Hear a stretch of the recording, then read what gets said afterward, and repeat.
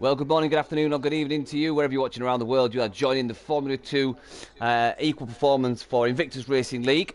This is the Hot Laps edition. This is just preceding the main event that we are going to kick off in a very short time. Joining me, as always, for the Hot Laps is our last season's champion, the Warris Lander. Warris, how are you doing, my friend? Yeah, thank you for the invitation. I'm doing good, and looking forward to tonight again. Good stuff, mate. Have you actually come down off cloud 9 after winning the championship last season? Yeah, I guess I have. And I'll just pass it over to someone else this season to see if he can take my crown. So someday my crown will be taken because, you know, I'm not in the championship anymore. Yeah, so I can live with it.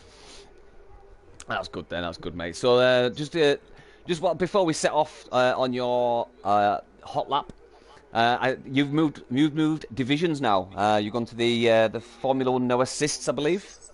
Yeah, I have. Yeah. So gonna be looking forward to watching you this season, mate. I'll be watching like a hawk how you do there, mate. I'll always be supporting you, so I look forward to watching you race this season.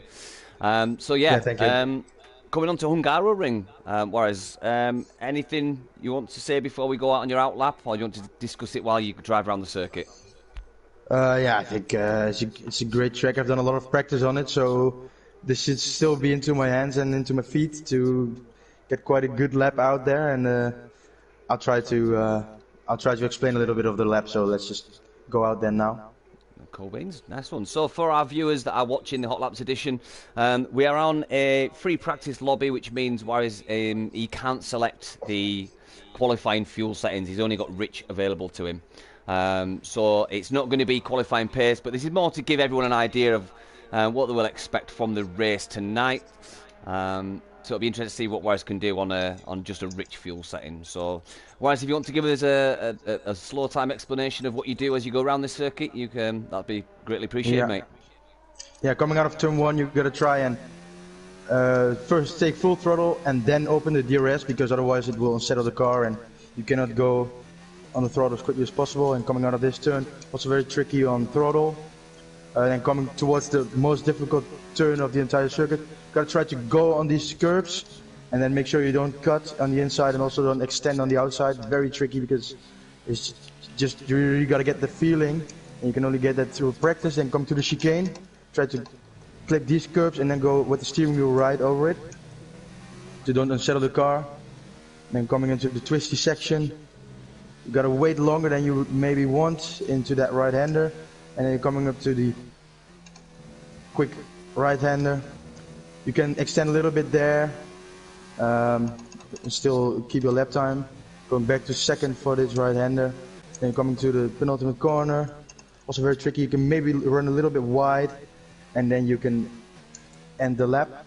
And then for the hot lap, you gotta try and stay a bit wide and then cut in to get a good exit. And then I'll leave it to you right now. Perfect. Right, so here we go. This is a very tricky part of this circuit, is turn 1. It's a rather sharp turn. It's heavy braking zone, so as on the lap 1, it's going to be pretty tricky getting all 20 cars through this circuit. Little adverse camber there as you come through turn 1. Come down the hill under the bridge, approaching this next corner, which is turn 2. Very tricky. Again, it cambers off, so it can send the rear axle outwards if you get too happy on the throttle. Try to link it up now to come up the hill. As Warris Lander said on the last one, this is one of the tricky circuits, trickiest corners on the circuit. Just cut nicely there, but you don't want to go too heavy on that right curb because it can spin the car. As we go uphill around this next corner, as you approach this next heavy braking zone for the chicane. Very high curbs here. Can desettle the car if you try and go through too straight. A little bit of a lock up from Warris there. And again, just coming around these next set of corners, you do get these curbs that are slightly high, can destabilise the car. Coming up now onto the final sector. Coming down the hill, another heavy braking zone. Nice little gravel trap waiting for anybody who gets that wrong and locks up. Coming to the last few corners now. Down into second gear around here, sometimes even 3 depending on what aero settings. Around the last corner, you try and get as tight as you can, get the car straight and fire it over the line, and we'll see exactly what Warris does. It comes across a 118.8, so not a bad lap at all. 118.537 for Warris. How was that one, mate? A bit of a lock up for you on that first hot lap? Yeah, but I think I just managed to slow the car down enough. I think it was quite a clean lap in the end. Hit the apexes, and I think that's just how you want to start. And then obviously with the max fuel mix and stuff like that, lap time will improve a lot. But I was pretty happy about this turn 4. Yeah, I got it right and didn't extend. So I think that's pretty much how you got to drive the lap. And then once the track grips in at the end of qualifying, times will always improve. So if you do it like that, I think you should have a fair chance tonight. Yeah, I think the chicane for me is a bit of a warning point for most drivers, because obviously you want to try and take that with the least steering input as possible, but to do that you have to cut the corner, and it's a high curve. And I think we may see quite a few people tonight get a little bit unsettled, not necessarily spinning, but getting to the point where they have to lift off, come out of the... it can certainly cost you tenths. Oh, few of course, tenths, you know. I think it was but the I same... think with... Go on, mate. Oh, sorry. No, go on. Yeah, I think with the competition being so close in F2, you really don't want to make mistakes like that, because every tenth and every lap counts tonight, I guess. So I think the most clean drivers will also get the best results. What's it like for the tyre wear and degradation around here? I think degradation's quite high because of the heavy braking zones and corners, but what's the wear like?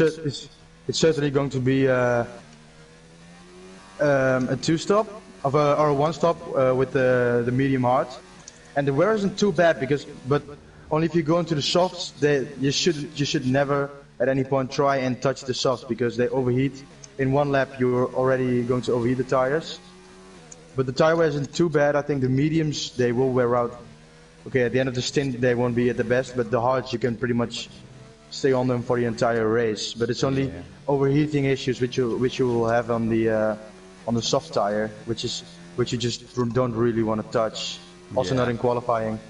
Those are like, you can throw them in the bin right now, because they will be for no use. So you pretty much guarantee the main strategy you've chosen tonight will be medium to hard? Yeah, it should be, yeah. Ah, okay. So what's it like driving around here in the wet? Because I imagine with the adverse cambers, the off-camber corners, it's going to be pretty tricky if it's a wet race. Yeah, it is. I think you really got to try and take some aero off, some front aero, to get the stability, you know. Yeah. Because in the race, say if it's going to be dry in qualifying and suddenly rain in the race, you really wanna. You can of course not change the rear wing, so you really got to take off some from front aero, and to get that balance, because as you say, with the off-camber corners, it's you don't want to get too much oversteer and stuff, because once you spin, your confidence will be gone and your race pretty much will be too, because I've had that sometimes as well. So as you can see, on another note, I just caught that chicane, and it's on a very thin line, because sometimes you can go pretty much over it and not get anything. Yeah. And then the other lap you'll just get invalidated, and it's also in the exit of that turn there. Sometimes when you just go over the white line, you'll get an invalidated lap time, and then on the other, you can like extend it for 5 meters and nothing will happen. So it's also a bit inconsistent, I guess, on this track. Box.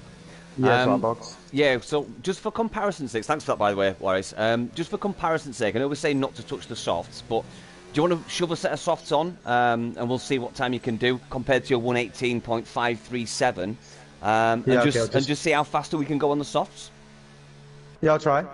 But I can guarantee you that for the information, I'll put the tire temperatures up, and you'll see that probably at the end of my quick lap, you can see that the tires will be overheated already. Probably. Well, if you give us an audio description of that, because we won't see that, Waris. So if you just say, if you just say periodically an average of, if it's most of your tires are 94, just say 94 or 10 to 94. That'll give you an indication. But it'd be interesting to see that, when you're pushing and. So on your outlap, don't go too slow. Just do a normal warm-up pace. Give us a general temperature output of your tyres, and then obviously when we come to the race, the hot lap, again, just every couple of corners, just give us an update on your tyres. It'll give us a nice insight into the temperatures. Yeah, I will. But for once again, of course, it's nice we can drive a quick lap time right now. But I will certainly not advise anyone to do this, because really not going to help you out in the race. At least not in a 50% one. Yeah. But I think with these tires I can try and drive times I would do on the mediums in the actual qualifying. Okay. So you can see, I guess. So you always want to do on the outlap lean fuel mix and no ERS. So the engine will not overheat. Try to get some heat into the tires. So for the people listening, Warris, with the engine temperatures, am I right by saying you want to keep it below 124 degrees? Yeah, it's just, well, I think then the engine will get yellow, as you can say. So as soon as that happens, you will lose some performance. But honestly, I'm not really sure how much performance that will lose. I don't know if you have a clue on that. I have watched a few vlogs, let's call it, about that, and they do say it can be as much as 5% once you start getting over 124. But how accurate that is, I don't know, mate. So what are your tyre temperatures at the minute, Warris? So at this minute, it's already 100 Oh wow! on the left front. Yeah, hot already. So I'll start lap now. Okay, so with the soft tyres, you never really want to go above 98 degrees, am I right there? Well, I think they're still okay at that point, but I think 105 or something, the tires really get yellow. So that's what you really don't want. And then they start getting very slippery and you're losing traction. Yeah, you're going to get understeer and stuff like that. I think the only saving grace for the soft tyres is if they do overheat, you can back off, and within about half a lap, they do tend to come back. Yeah. Whereas the hard tyres, you can't cool them down. It's, they stay warm for so long. Yeah, that's true. And I think also, but yeah, of course you can do that. But then once you do that, you'll lose like 2-3 tenths a lap, and the pace will be the same as on the mediums. So you might just as well go on to the mediums. That's my opinion about it. Yeah. So yeah, I can see why the softs won't be touched here. So what they're running now, mate? So they're now at 103.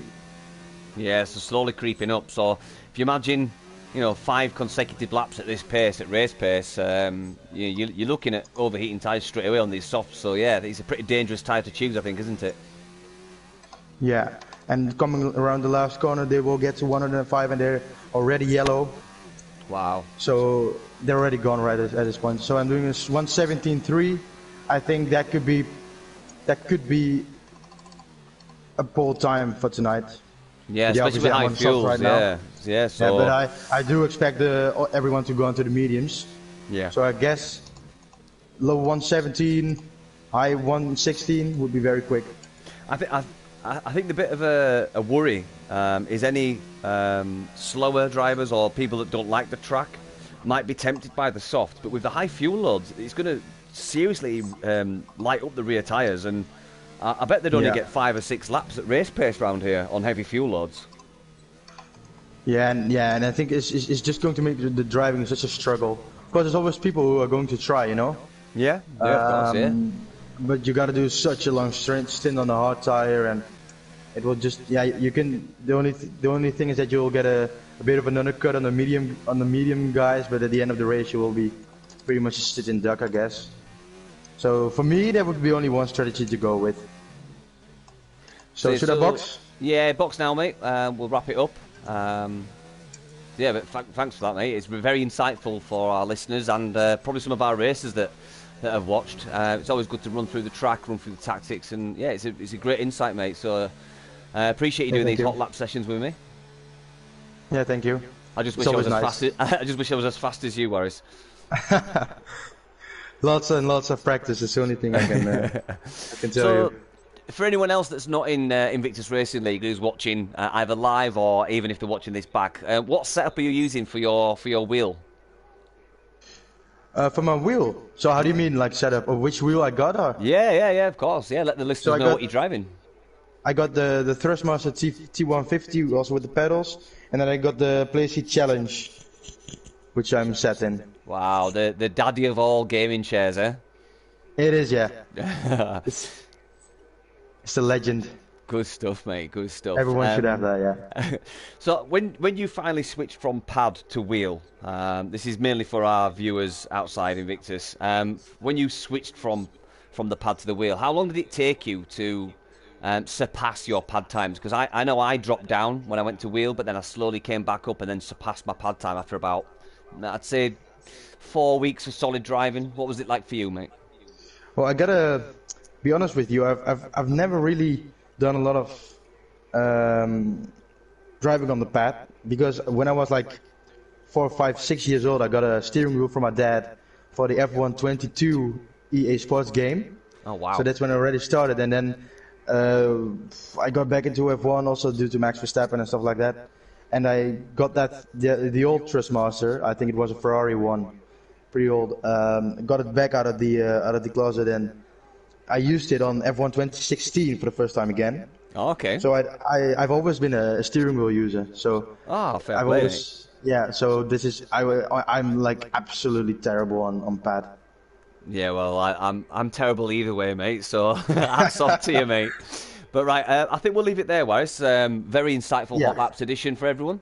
I'll let you get off and do your pre-commentary preparation, as will I. I will. Thanks very much for joining me, mate. And I'll see you very shortly for our live broadcast of the Round 1 Formula 2 Invictus Racing League performance. Yeah, I'll see you in half an hour. Yep. Thank you very much, mate. Take care, everyone. Goodbye.